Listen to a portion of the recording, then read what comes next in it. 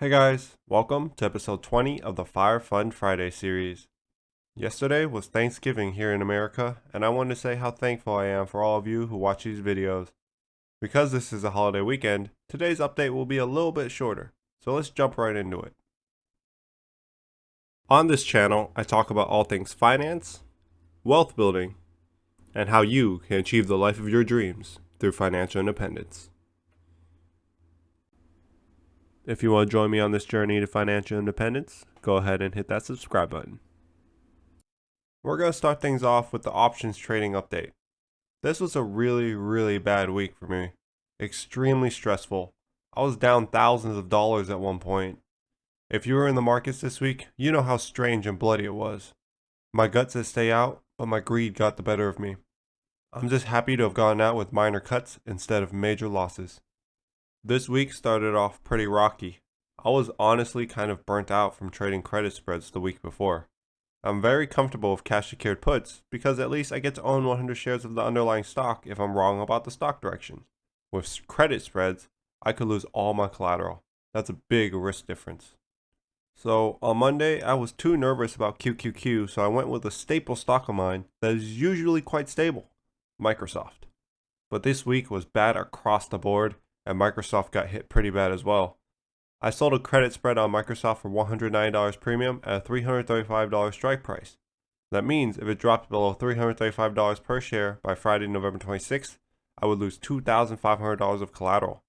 I put up way more than I was willing to lose due to greed, and it was a tough lesson, but I had to learn it. I will take this lesson as experience and update my trading plan. The next day, I sold a credit spread on QQQ for $130 a premium. That expired the next day. Now my nerves were all over the place this week. I was not in control of my emotions, and I closed the contract out early the next day for $70 or about 50% profit. Then, on Thursday, Thanksgiving, the market was closed, and Friday morning came quickly. I woke up right before market open, hoping for the best, but everything was just absolutely melting. I was able to get out my Microsoft contracts for $440 or a $250 loss. I knew I made profit earlier this week from QQQ, so my net loss was a little bit better. I also sold a cash secured put on Nvidia that expired on Friday to make a little money back, and it may expire worthless, but I will probably have to roll it out next week because the market continues to melt. I also sold a call credit spread on QQQ that expires next Monday with a strike of $339 for a bit of premium as well. I will update you guys on that trade next week. So for trading this week, I have a net loss of $106. That is so much better than losing $2,500. Some people like to trade in super high volatility environments like this, but my heart can't take it. I may take some time off of options trading next week because I have made over $800 for the month, and that's pretty good. I may not hit my passive income goal of $1,000 for the month, but I will get pretty close, and I'm content with that.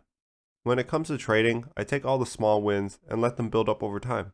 Eventually, my account will be big enough where 1 to 2% a week of profits can cover my cost of living. Until then, I'll be taking baby steps. Alright, let's quickly go over my purchases for the week. With the way the markets are going, I expect next week to be a buying spree. I hope you guys have some cash laying around so you can take advantage of the fire sale. So this week I actually did not buy any Chimera Investment Corporation. Like I mentioned earlier, this was a stressful week with my options trading, so my stock purchases were kind of on autopilot and I overlooked this stock. So instead, I started the week with 4 shares of SPYG. The 4 shares I picked up brings the total in the portfolio up to 67 and increased our annual dividend income by $1.99.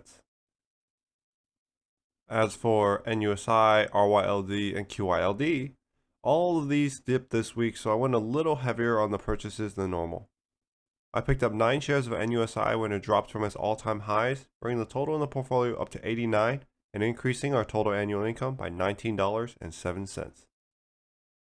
Then, I picked up 8 shares of RYLD, which brought the total in the portfolio up to 128 and generates an additional $23.23 of annual dividend income. And lastly, I spent most of my weekly budget on 18 shares of QYLD, bringing the total up to 122 and generating $48.10 of annual dividend income.